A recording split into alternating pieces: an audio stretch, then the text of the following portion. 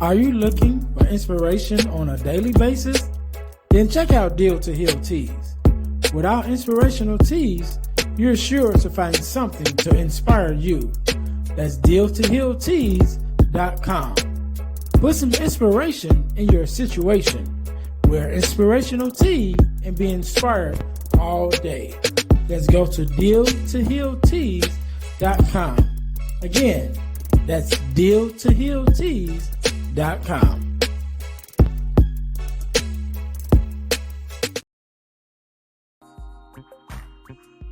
Hey guys, if you're enjoying this podcast, then I know you enjoy the Girl Dad Discussion podcast. I'm your host, Ernest James, and I believe the relationship between a daughter and her father is one of the most important relationships a young lady can have. And therefore, my mission is to promote the daddy-daughter relationship by sharing the voices of girl dads to the world. So check out our podcast on every platform where podcasts can be listened to.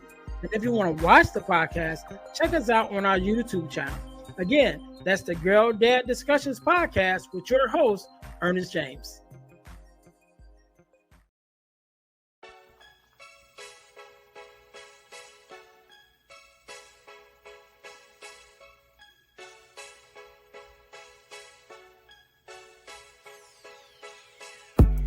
Welcome to Deal to Heal with E. James podcast.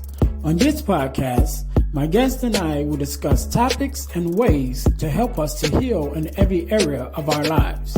I believe that everyone can live a life that is happy, healthy, and whole. So I'm on a mission to help people to deal, heal, and fulfill. Deal with your problem, heal from the pain, and fulfill your purpose. Thanks for tuning in. Let's get to it. Welcome to the Deal to Heal with E. James podcast. I'm your host, Ernest James, and I believe that everyone can and should live a life that is whole, healed, and healthy. And therefore, I'm on a mission to help people to deal, heal, and fulfill, to deal with your problems, heal from the pain, and fulfill your purpose. Thank you guys once again for tuning in to the Deal to Heal with E. James podcast. If you haven't already, make sure that you guys listen, like, subscribe, and share to our podcast on our new podcast channel. So we changed our original podcast YouTube channel, which was the Deal to Heal with E. James podcast. We now changed it to the Deal to Heal Podcasting Network, right? So the Deal to Heal Podcasting Network. Make sure you guys go there on YouTube to check out our new YouTube channel. And also, while you're there, make sure that you check out our partner podcast, the Girl Dad Discussions podcast, which I'm the host of, and also our other podcasts that we have there, including the Love Walk Faith Talk. Yes, the Love Walk Faith Talk podcast, which is a Bible study podcast, and also the Earn and Herb podcast, which is a podcast that I do with my brother. Also, guys, make sure that you guys check out, just in case you ever thought about starting your own podcast, make sure you go to check out our ebooks at ebooksbyejames.com, and you could look into getting your copy of the ebook,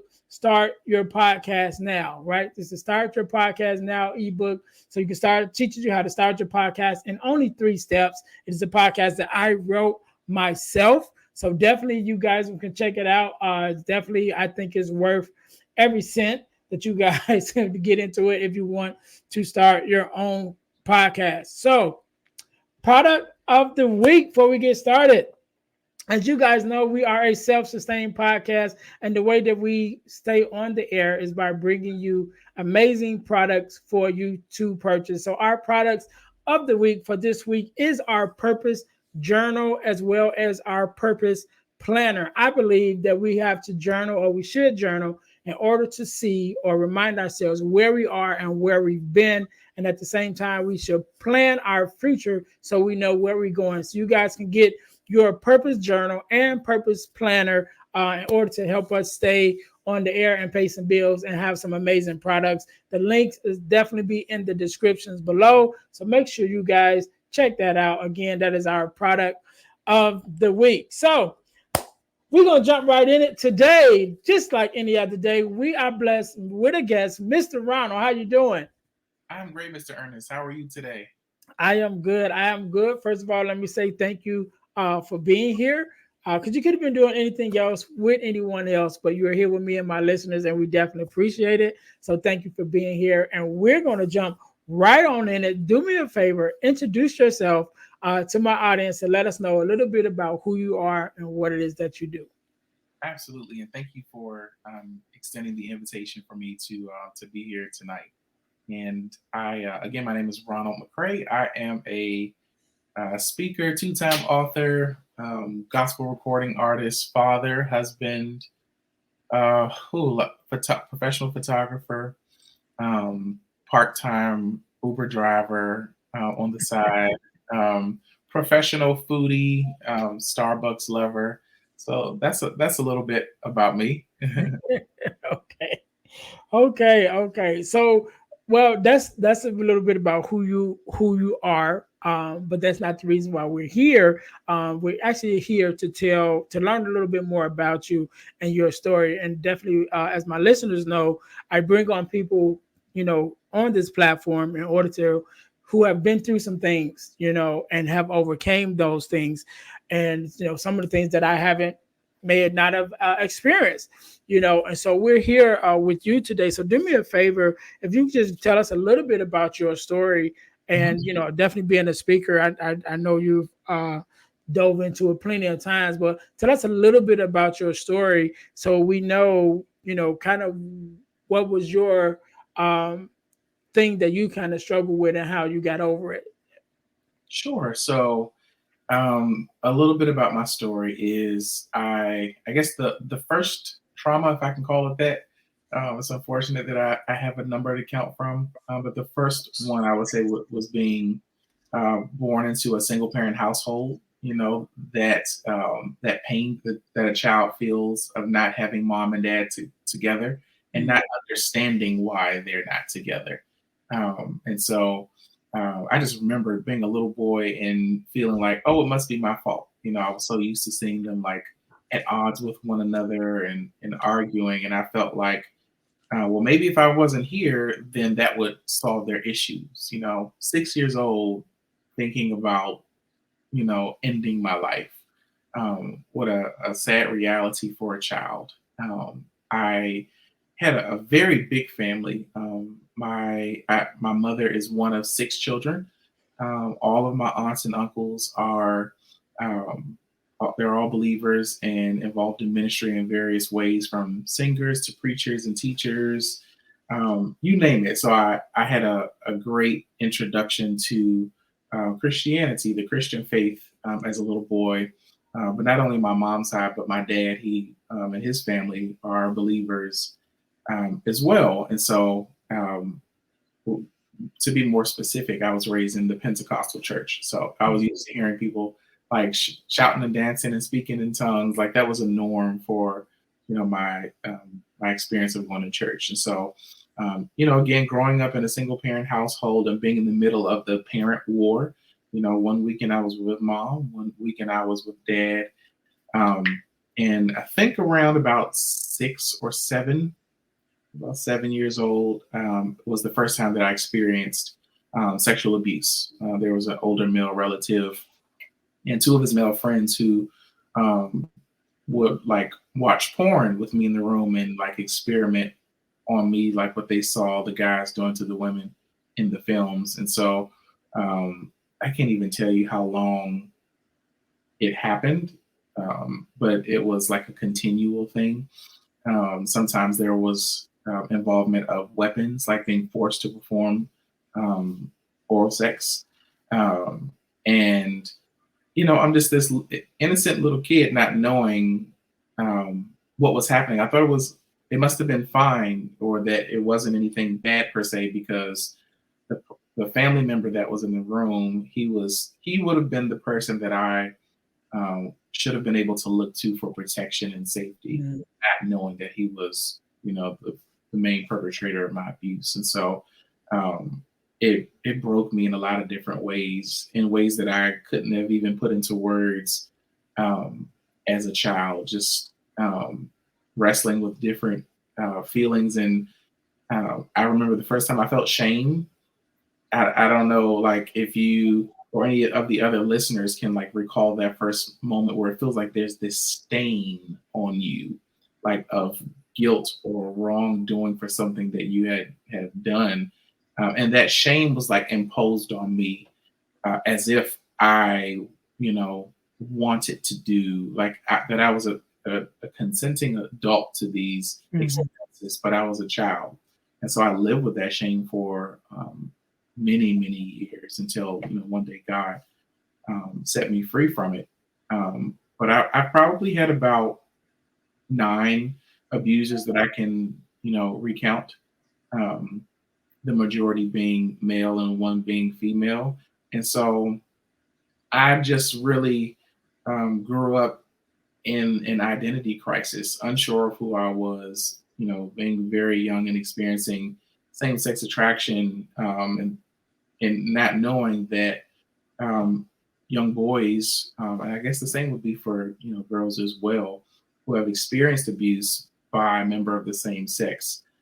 There's a period of like sexual identity confusion that individual Mhm. goes through. So I just really wrestled within myself, unsure of who I was, and just I started drinking probably around like 15, 16, and having a lot of sex, not realizing that the things that I was doing was a trauma response.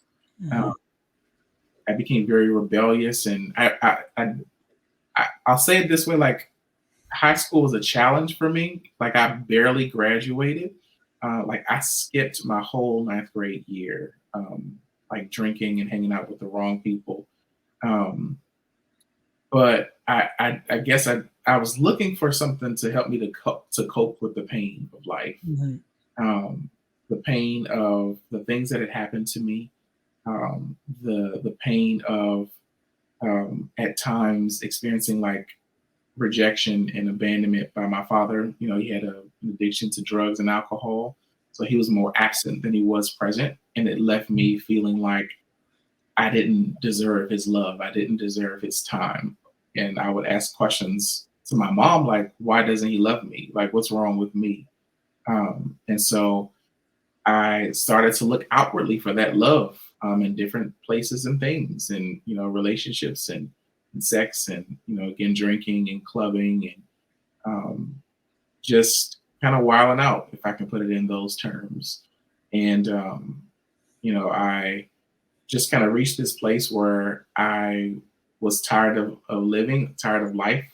I felt like the pain was a continuum, and there was no end to my pain. And so I felt like the only way to cope, well, not even to cope, but to end the pain, um, was to not be here anymore. Very depressed, and in the Black community at that time, therapy wasn't really something that was talked about. It was this thing for like quote unquote crazy people who have psychotic breaks. Um, but I I didn't know that I could go to someone and tell them that I'm hurting inside and that I need help. Um, Yeah. and to do that would have been an exercise of faith and bravery, because for Black men to express weakness and vulnerability, it's often frowned upon. Um, and I didn't have like a lot of examples of Black men around me who were comfortable being emotional and expressing themselves um, when they were in pain or when they were sad. We were taught to bottle it up. I remember when I was a little kid, my dad said, men and boys don't cry. And so that taught me to shut off the natural part of me that God created, which is to feel and to be able to express those feelings. And it wasn't until like years older that I learned that suppressing my feelings was actually killing me.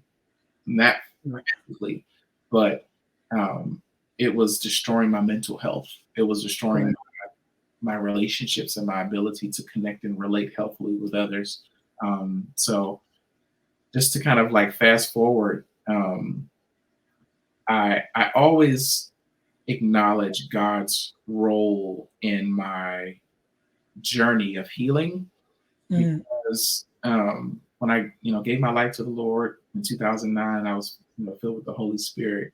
Like, I like to say that that was the day that like life began to like turn in the positive direction Right. for me. And it was a very real experience for me where it wasn't this superficial thing, or that there was this like distant God that I was learning about, but he was personal, and he revealed himself to me as a healer. Um, I didn't understand the complexities of my pain and my trauma, but he did. And Right. in order for me to begin to heal, I had to be vulnerable with him. And I had to take a step of faith to trust that this God that I was getting to know had my best interest at heart and actually loved me. And this year will be 15 years that I've been walking with God, and he's proved to be everything he said to be. So that's a little bit of my story. Right. Okay. Cool. Cool. Because I want to go back. I didn't want to interrupt you, but I was like, I want to be like, pause. Wait a minute. Right. So, so I want to go back. I want to go back some in the story. So first of all, I want to say thank you. Right. Thank you for the bravery. And I know you mentioned about the faith and the bravery that it took for you to even admit it then, but it still takes that same amount of faith and bravery to admit it now. Mhm. To come forward and as a man and say, look, this is what happened to me. This is how I felt, Mhm. because there are many of men that are dealing with things and not coming forth to say, this is what happened to me, especially when something happens sexually Right. to us. We're very cut off from admitting it, because again, going back to that shame that Yes. we feel, even if it's at a point, that we don't even recognize it. Like you said, when you were young, like you couldn't consent, like you weren't even Right. of age yet, Right. to even know what was happening, and yet and still the effects of it still, was harming to you. Yeah. Um, I want to talk about a couple of things, and I know you mentioned about your father not being, full time as active as he could be, and Mhm. even after this happened to you, having this period of time Mhm. where you're kind of confused sexually and even kind of looking for acceptance. Do Yeah. you think that your father not being there, in a full time capacity, should I say, Mhm. even added to that confusion and that longing for acceptance, maybe? Absolutely. I think like so in the opening part of the podcast, you may mention that the most important relationship that a young girl can have is with her father, and I would argue that the same is for young boys. That Mhm. the most important relationship that they can have is with their fathers as well, because the father is supposed to be the example that models masculinity, that calls out the young boy's identity and tells him who he is. And so, um, not having that, uh, my father's presence um, in my life for many years left a lot of questions and left me to figure things out for myself. And it's like, shout out to all the moms who have had to be mom and dad. Mhm. However, at the same time, they still like they can't replace Right. the actual role of the father. Yeah. That's not a put down to women. It's just, uh, it's what it is. It's Right. reality. The reality of it. Yeah. Yeah. And so not having my father there, actually, it did hurt a lot. And my father, he was a very like rough around the edges kind of guy. And so I didn't relate well with what I perceived masculinity to be from him. I was always a very like artistic kind of kid. I didn't enjoy contact sports. I didn't want to be like hit and like, I don't. That just was not me. I was the kid that enjoyed the arts and drama, and poetry, and gymnastics, and all those things that unfortunately caused me to be labeled as gay, and I didn't even know what that meant. But for whatever reason, like again, within our community, like we apply labels to things that are not, to men and boys who I guess don't follow what the Black community may consider to be cultural norms of the community. And so, I didn't even have my father to speak to him about the things that people were saying to me and the labels that they were calling me, for him to be able to engage me in conversation about what I was feeling inside, and to explain to me what these things meant, because I had, again, a lot of questions in my head. So I want to touch on that a little bit because I'm a PK, right? Raised up in the church, Pentecostal church. You know what I mean? Preachers, pastors, the whole 9 yards in my family, and yet even myself had some experiences, should I say, even within the church with the labels and even the questioning of your manhood at some points, right? Because I have a soft voice. I've always had a soft voice. It was even softer when I was younger, and sort of like yourself, even though there were some physical sports and things that I like to play, but I was an artistic kid too. I still write poetry, write poetry, drawing, all those things. And then I was also an introvert, so I'm really quiet. And so even growing up in the church, with even some family members, there was a stigma like, all right, he's gonna be gay, or maybe he's gay, even with that.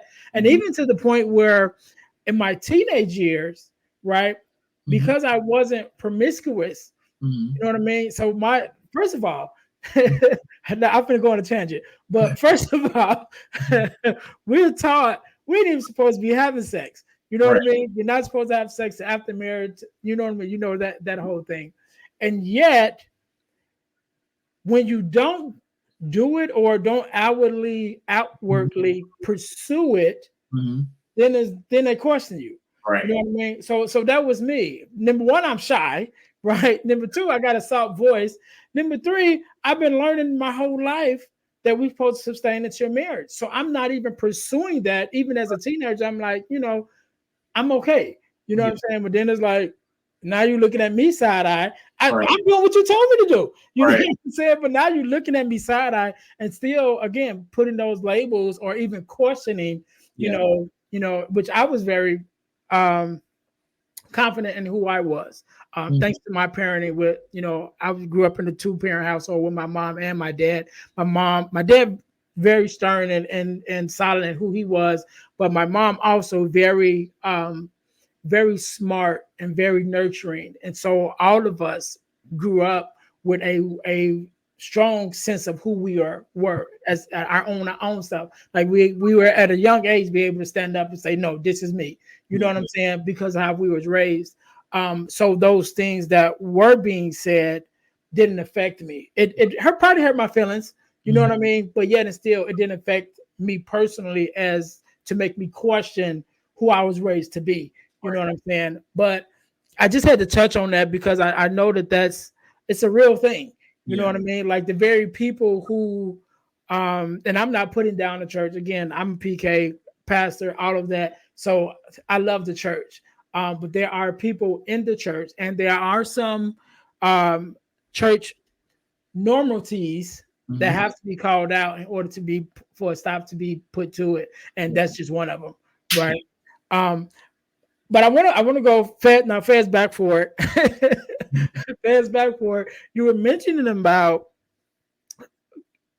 coming up in a norm in a community where, especially in the Black community and in the Black church community, where therapy is not necessarily looked at as as an option, right? And so this is definitely a topic I've talked about plenty of times, that it's not either or, but is this and, right? That should be therapy and Jesus, you know what I'm saying? Therapy and, prayer. It's not one or the other, because we're not one or the other. We're natural and spiritual. And so those two go together. And I definitely had my own experience when I was experiencing depression and suicidal ideations, and how I came to come out of that, definitely, which I had this mindset before I went through but definitely having come out of that, knowing that, okay, that definitely was a part that, my church community, my church family played, but then that also was a natural part, because I didn't go to therapy, but I went to bereavement therapy or group therapy, however you want to say it.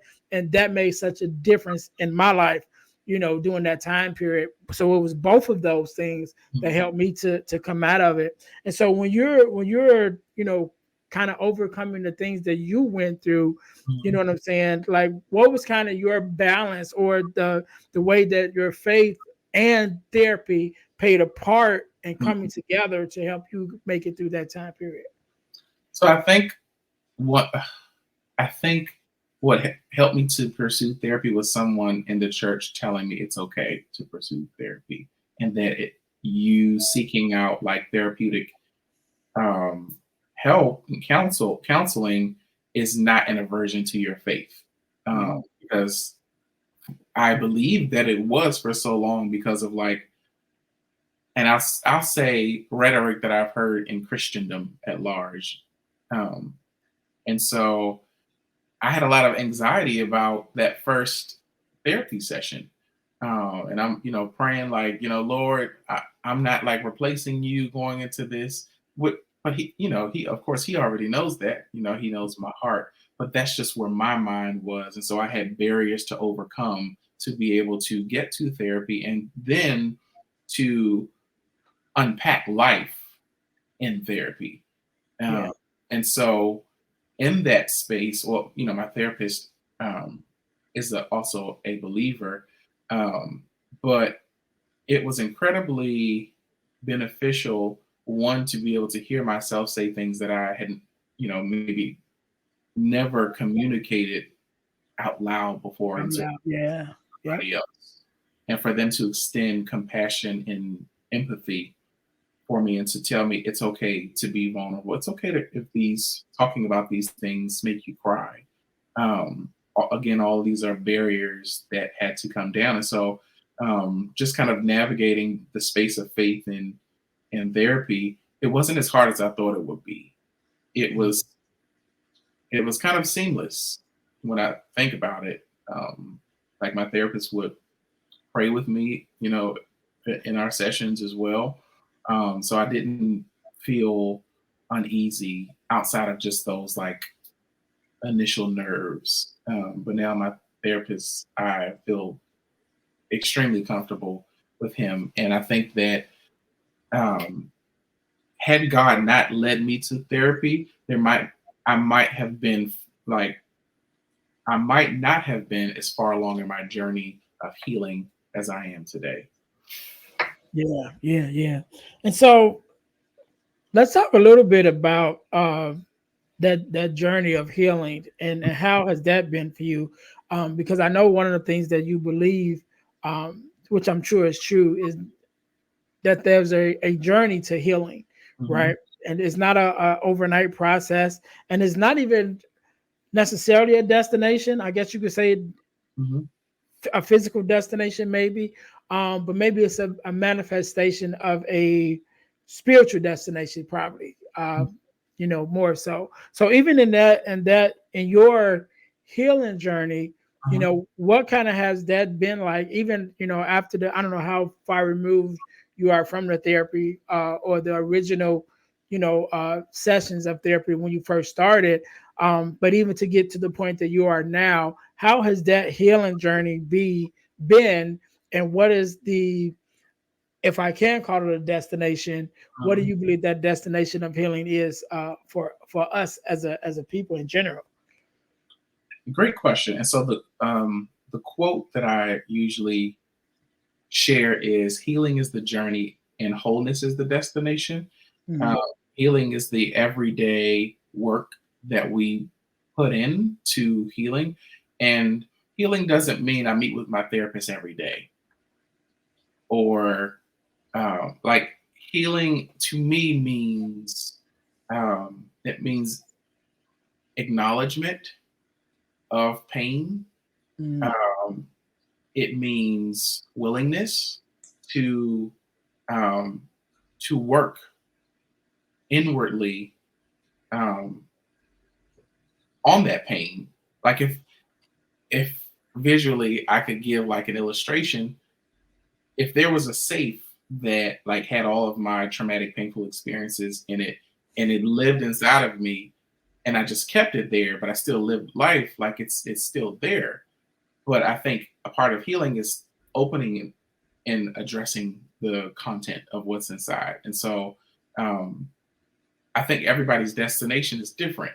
You know, for me, um, my goal of healing is to not allow the things that happen to me to define me and to control my life.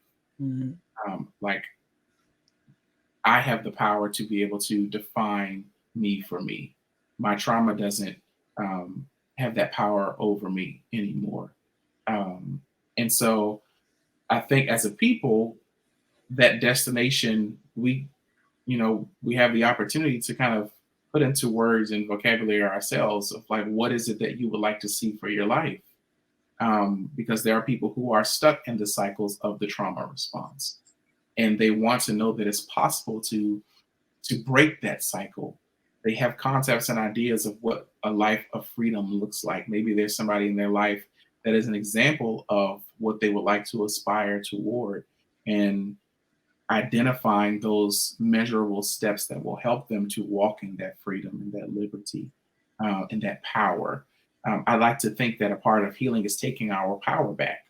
For those who have experienced various forms of trauma, it in many ways could be seen as a robbery, that something was taken away from us that we felt that we can't get back. For me, that was my voice, being forced into secrecy and quiet, being quiet about the things that happened, all the while being victimized and being traumatized and being tortured. But to reclaim my voice is to reclaim my power. That I don't have to live in fear because of what those individuals did to me, or that if, I don't have to be afraid that they might hear an interview that I'm sharing my story. Like that was a fear in and of itself. What Mm-hmm. will happen to me if I start speaking out? Because one of the individuals was very abusive to me as a child. And so just being able to reclaim my power and my voice allows me to take control of my life, because I remember a time when I was not in control of my life, when it felt like, well, not felt like only, but my life was spiraling out of control and I could not grab the reins, the horns of it. And so being able to sort through these experiences in therapy allows me to see a path forward. I think a lot of people in life don't know what the next step looks like, but Mm-hmm. being able to unpack the experiences, but not only that, but identify what my future looks like. What does the next step toward my ideal self look like? Does that answer your question? Yeah. I want to go back to two things that you said.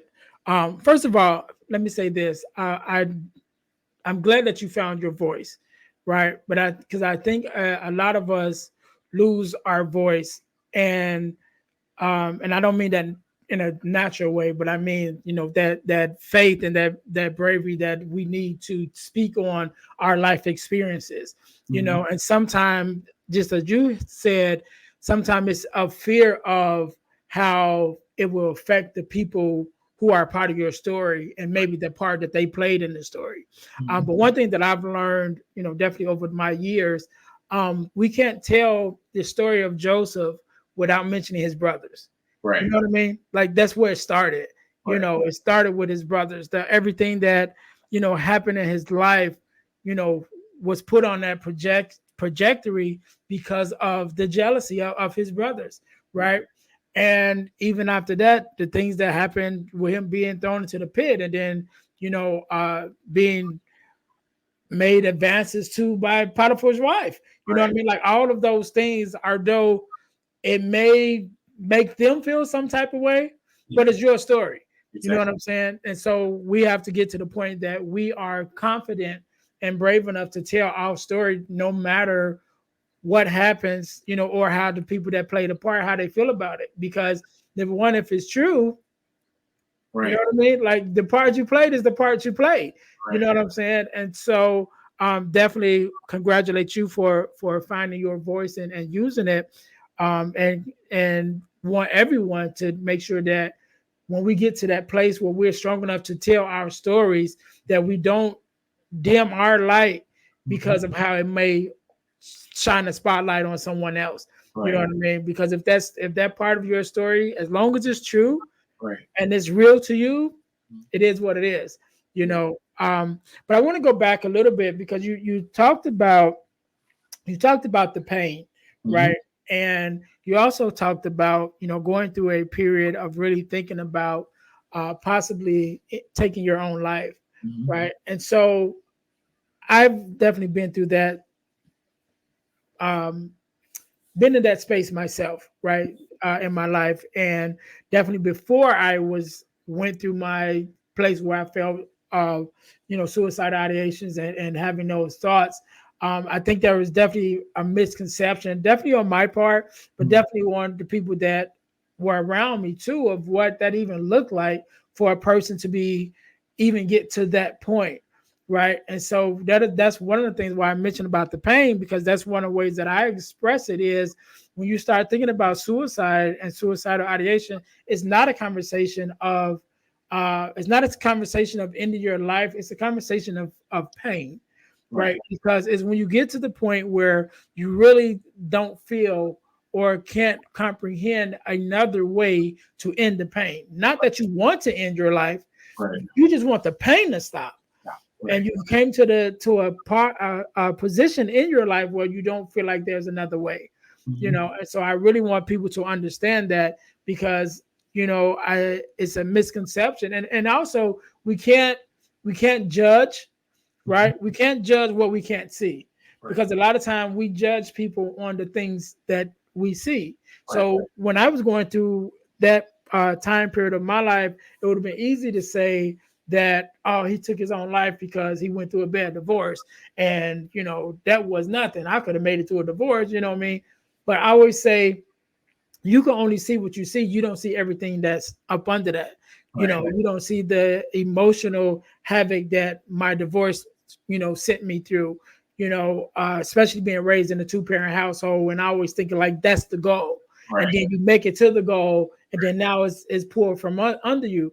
You know Yeah. what I mean? And not only that, but to lose my mom in that same time period, to lose my mother-in-law, who I was very close to in that time period, to be in debt, and just like all of the layers of Yeah. things that it was. If you were to judge me only by my divorce, you're doing me a disservice, and Yeah. you're doing a disservice to the pain that I was feeling in that time period.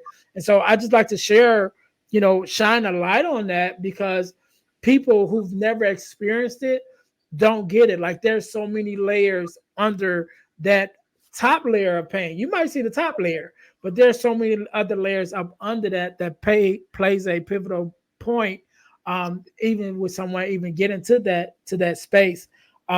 So I just wanted to say that. I don't know if you want to add anything to that, but I definitely wanted to just mention that. Yeah. I think depression um, and anxiety and suicidal ideation is so misunderstood. Mhm. And like as you mentioned, we tend to focus on and make judgments about the decision that the person made of taking their life, or the way that they are responding to a situation, maybe depression and anxiety. Anxiety is the state that they're in, and you feel that you would make a different decision if you were in their life, in their shoes, but you're not in their shoes to know how they Mhm. feel, to know how they could reach that decision. And what I've learned, just like even throughout my professional career, when I was in management, people like my direct reports sometimes will come to me and say, "Hey, I'm struggling with suicidal thoughts," and so my role as the manager was um, to kind of engage them, to find out where they are, and then make that reference point to um, the suicide prevention hotline. And Mhm. so it's in those spaces where you're talking to people highly successful at the top of their careers, and so you would have to imagine that they must have reached a very low point in their lives to feel that ending it is the only solution. To your point, um, when we reach that place, we feel that that is the only way out, but there's always another solution.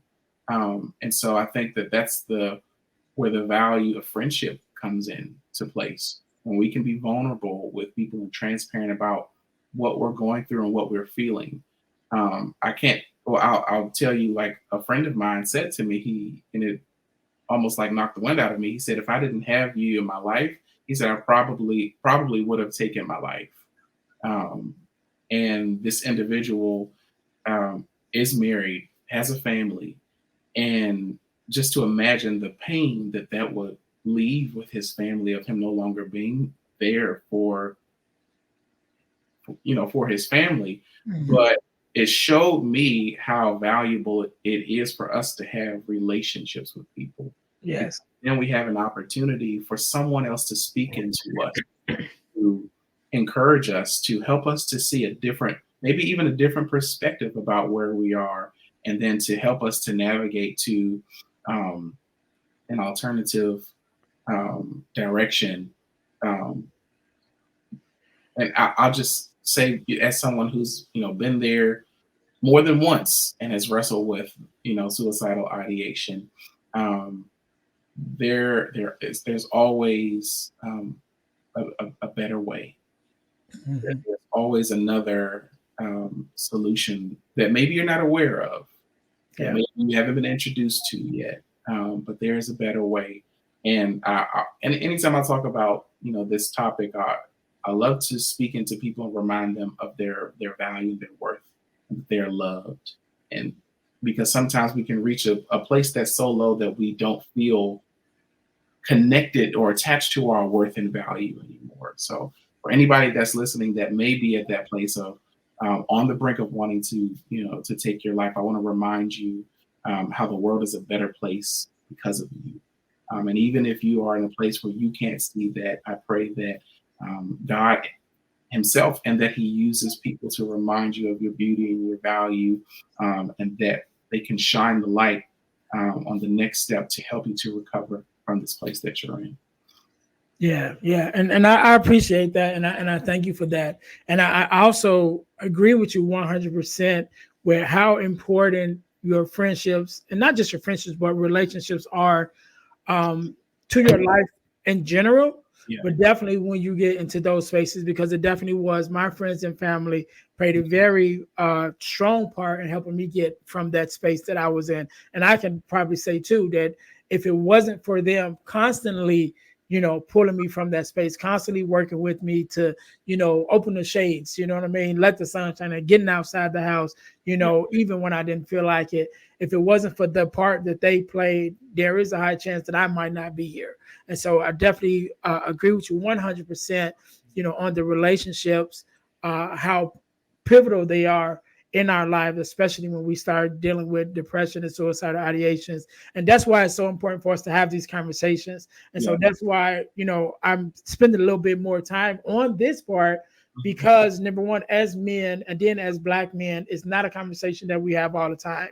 Right. And I always share, and I know my listeners has heard it many times, but I always share about when I first started this podcast, and which was the first time that I publicly talked about me having those suicidal ideations and really thinking about taking my life. That it was after it recorded, after it aired, one of my sisters called me and like, how did you go through that whole thing and we not know? I got 8 siblings. You know what I mean? So it's a lot of us. It was like none of us knew, and I was like, well, we're not having the conversation. And so after having that conversation with her, I make it a point to constantly have the conversation, not just on this platform, but on other podcasts that I'm a guest on.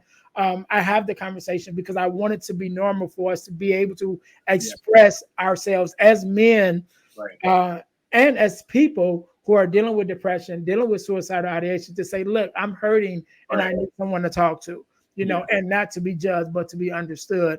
Right. So I'm very open about, that experience. Yeah. And if I can add to that, the words that come to mind are safe spaces. Like Yeah. we need safe spaces in every arena of life, whether that's the church, whether that's our workplaces and our families. Even if it's like one person, like I, I've said this before and I stand by it, is that everybody needs at least one person that they can talk to about absolutely anything without the fear of judgment. Uh, Hmm. Providing that space for people to be human and to take off the mask that we wear or the hats and the roles that we wear and fulfill in everyday life, and to disarm and to let someone or people inside of the most vulnerable places in our lives, where a lot of the secret feelings and thoughts reside. Like Yeah. that's the place where we have to be willing to trust someone to step into that place and to know that they won't hurt you. And sometimes people don't need you to listen to respond. They just need you to Hmm. listen. Yep. Because sometimes we can't understand what people are going through, and that's okay, you know. But we can make space for people to be able to share what's happening inside, and to leave room for them to say if they want, you know, your opinion, or if they. I'm famous for saying I don't want you to give me your opinion. I just want you to listen, Yeah. unload, to unpack, and that helps with the emotional and the spiritual as well, because there's an intertwining of who we are, of how we were created. For those who are believers and believe that we were made body, soul, and spirit, there's a harmony that happens, but that needs to happen for us to be healthy. And so, for us to be well, I've learned that some things that are helpful are exercise that tends to the natural, to the body.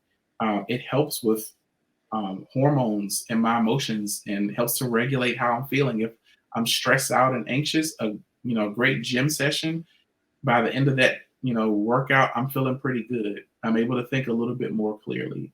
For the again, for the mind, like we don't talk about it enough. Like we go to our annual primary care physicians for our exams, our checkups. I can't remember the name of what it's called at the moment. But anyways, we go for our annual visits to the doctor, but we don't go nearly enough for what's above the shoulders. And so All right. being able to tend to the mental health is paramount.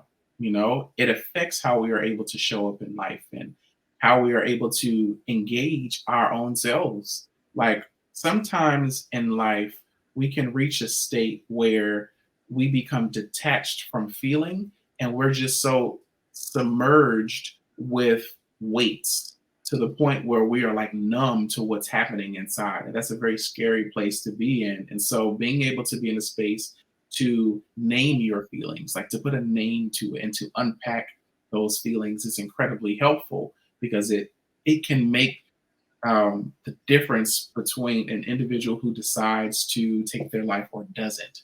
Being able to understand the roadmap of those feelings, it can make it can tremendously help in the area of depression and anxiety. Perhaps a person has um, medication for mental health has been stigmatized, which has been in a lot of different communities, in particular the Black community. But maybe they need somebody to share with them, like, and I'll say it publicly, like I even take anxiety medication because there are times in my life where I can't manage it, and it's overwhelming. And I was nervous about it. I was afraid. I thought it meant something negative about me, until somebody said, that I trust and look up to and feel safe with, that maybe it's a good idea for you to do it, to try it. And it has made, a complete difference in my life. So, and then for the spiritual, um, being connected to God, I think there are things that we can express to Him that we can't express maybe to anybody else. And He understands us in ways that no one else can. When words fail us, He understands. When all we have are tears, He's able to interpret the tears. And so being able to be in a position of fellowship with God um, has provided tremendous healing for me. Um, that I can't even like put into words in this moment. All right. Okay. So let's excuse me. Let's turn the corner a little bit because we talked about the pain, and but one of the things that I believe that there's nothing that we go through that's not for a reason, right? And so a lot of times we have to find that purpose in the pain that we've been through. And so when I was going through um, my situation, one of the things, excuse me, one of the things that God gave me was a quote that said, "Purpose, pain births purpose, purpose births progress, and progress is the evidence that God is at work." Right, and that has shown up so strongly in my life with everything that, even what I'm doing now, even the birth of this podcast, all started from a painful time in my life. But truly, God has used that, that pain in order to turn it into a purpose. And then I'm seeing, daily the progress that is being made in all the areas um, in which it is coming forth to show itself in order to shine light on my purpose. And so, in your own journey, um, how has that been?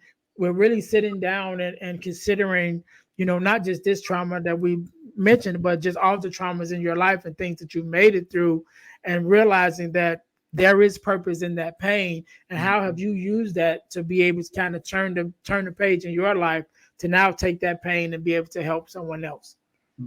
Great question. I think that um, I didn't I didn't realize the connectedness to reclaiming my voice, and that being connected to my purpose. Mm-hmm. Uh, the like me sharing my story, and I've been blessed to share it globally, and the responses that like people that I receive, like people from around the world will say, "I've been through that too. Me too. How did you overcome that?" And having the opportunity to really to do life with people. Some of these individuals who have reached out have become friends of mine. And so being able to speak life into people and to speak hope into other individuals who have walked like paths or similar paths as mine, has it has been what fuels me and motivates me to continue to share my story, because it's not easy to stand on platforms and tell people that you know experienced sexual abuse and to have to relive the trauma, and sometimes describing details. When the camera is off, we sometimes are triggered, and we have those emotional triggers, and sometimes we're spiraled back to the event mentally where it happened, and it feels like we're right there again. There are times after sharing my story where I have to talk to my therapist because of the dark place that it sends me to.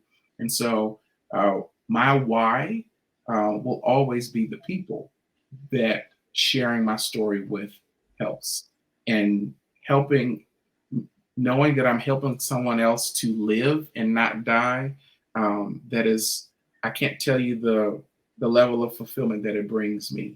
So it's really not even about me. Um, it's it's Joseph being able to use his voice, and to extend his hand to his brothers, the ones that once were responsible for trying to kill him. Mm-hmm. Now he's in a position of power and influence, and is able to be able to help them and so many others. And that is the story of my life, of those that intended to kill me and to leave me for dead. God has put me in a place, a position, and power, and has allowed me the opportunity to use my story from those very painful experiences, and to do what he says. I think it's in Genesis 50. Can't remember the exact actual verse, but it says that what the enemy meant for evil, God turned it and made for good. And so I have the ability now to take the those evil, painful experiences and turn them into good, not just for myself, but for other people too, for the masses to know that there is hope, that you don't have to die in your pain. And I'm a believer that although hurt people, I also believe that heal people as well. And so if Yeah. we impact just one person, that one person is able to go how to impact somebody else as well. All right, all right. So you've been able to not only share your story as a speaker, but also as an author, right? And so before we get out here, I want to just ask you a little bit to talk a little bit about your books and where we can find those to support you in that way. Sure. So there are two books that I have out. The first book is called "Is God Who He Says He Is?" That book was released in 2020 or 2021. It's my autobiography, and it really details the journey of a lot of things that I've mentioned in this interview, but more specifically, the sexual identity confusion that I experienced for 6 years of my life, and wrestling with my faith and wrestling with identity, and wondering if God was really who He said He is in the scriptures. Is He really able to change the life of broken people? Is He really able to deliver like He did in, as we read about in the Gospels? And I left I titled the book with that question, so that by the end of the book, people could, make their decisions for themselves as I'm telling this transforming power of what God has done in my life. The second book I'm a co-author of is called Echoes: The Stories of Male Survivors Overcoming Sexual Trauma.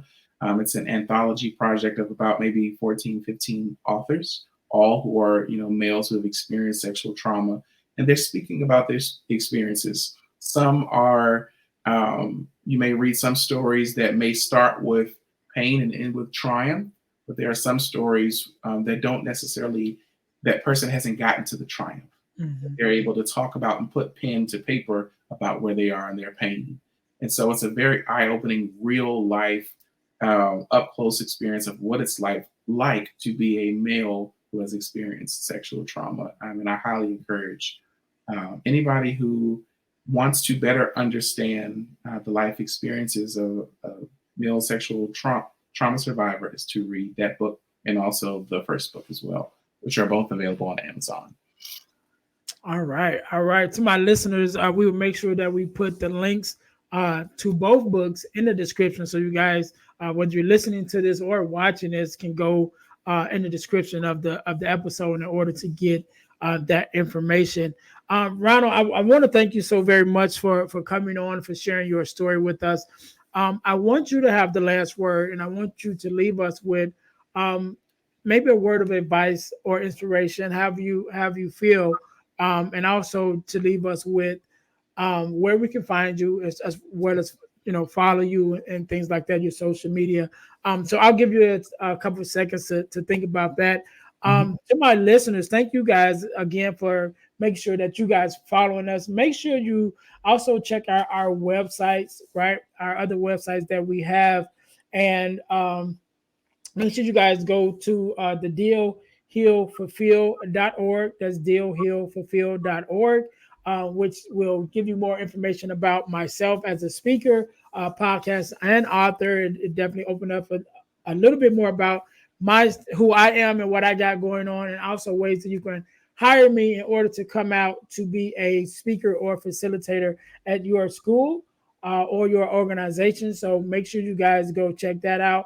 Also, make sure you check out our Deal to Heal Tees, which is our inspirational t-shirt line. Again, that's Deal to Heal Tees. Let me get to that. Deal to Heal Tees, which also include our podcast merch, right? Which is our t-shirts that we have for our podcast with our podcast logos on it. The Deal to Heal logo, as well as the Girl Dad Discussions podcast, and as well as our other t-shirts that we have there on our inspirational t-shirt line, which is Deal, the number 2, Heal Tees. That's Deal to Heal Tees. Put some inspiration in your situation. Wear an inspirational tee and be inspired all day. That is our tagline. So make sure you guys go and check that out. Check out our t-shirts at Deal to Heal Tees, and also make sure that you guys check out check us out at ebooks by E. James. Again, ebooksbyejames.com, where you can find our ebooks that we have available. There are several that we have available, including From Males to Men, which is a male mentoring ebook, the Core 4, which is the Core 4 values that every daughter should get from her father, as well as as well as Forgiving Me, the 4 Steps to Self-Forgiveness ebooks. There's a couple ebooks there. Make sure you guys go to ebooks.ejames.com in order to check out those ebooks. And last but not least, I'm been blessed to be a part of an organization called the Forgiveness Mission, right? And what we do, we have free virtual workshops every quarter of the year talking about forgiveness, what it is, what it's not, who is it for, what does it mean to forgive. And we've been doing this for a little bit over maybe 2 years now. And so whenever you're listening to this, either one just passed or one is coming up. And we were doing them every quarter of the year. We actually now started doing them every other month. So you guys can go to forgivenessmission.com. Again, that's forgivenessmission.com. Or just go to Eventbrite in order to register. Just look up the Forgiveness Workshop held by the Forgiveness Mission, and you'll be able to find that information there. Again, it's absolutely free, and it's virtual. Means you can take it on your phone or on your laptop, talking everything having to do with forgiveness and what that means to be able to forgive, which I think is very important. So, again, Ronald, I want to say thank you so very much for being on, for sharing your story and your expertise, and definitely for everything, for being open about, the things that you have dealt with, which because, again, as men and especially as Black men, we're not always as open as we should be to talk about our experiences, but it's only through sharing our experiences do we really show how much we care and how much we can help heal each other. So I thank you so very much for being on. And I want you to have the last word. So the floor is yours. Well, thank you again, Mr. Ernest, for having me on as a guest. And, I hope that something that was shared tonight was helpful to someone. I always like to end interviews when I'm invited to share my stories, to remind people that there is always hope, regardless of what you have experienced in life, regardless of the pain that you may live with every day. There's always hope for a better version of you, a better tomorrow. I've after doing a lot of the work that I've done on this journey of healing, I've come to realize that the lies that I believed that I would always live in the pain of my trauma was actually that it was a lie. And so there's healing available for you. As I mentioned earlier, that healing is our journey, and whatever your destination of wholeness looks like, it's up to you to define that. As someone, again, who's experienced multiple forms of trauma, I've come to realize that our traumas don't have to define us. If you're a believer, God defines us. If you don't necessarily believe in the divine, then perhaps you have the ability to define who you are. And so I just want to speak life into people. If you have not, if you're like on the fence about whether or not to connect with a therapist, I would highly encourage you to do it. I believe that once you find the right person, very well could change your life. So I'll just leave it there, and thank you again for the opportunity to share. Okay. Do you want to share any of your social media links or website or anything like that where we can find you? Sure. So I can be found on Instagram at I am Ron J. McCray. McCray is spelled MCCRAY. Facebook at Ronald J. McCray. McCray is spelled the same way. And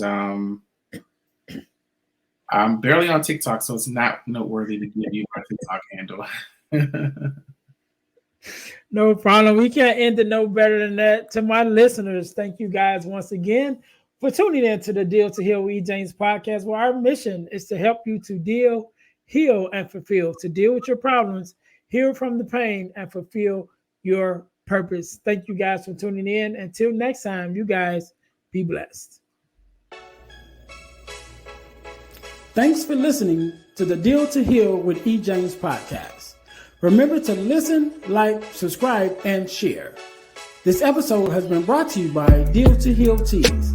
Put some inspiration in your situation. Wear an inspirational tea and be inspired all day. Let's go to dealstohealtees.myshopify.com. Remember, our mission is to help you to deal, heal, and fulfill. Deal with your problem, heal from the pain, and fulfill your purpose. Thanks for listening.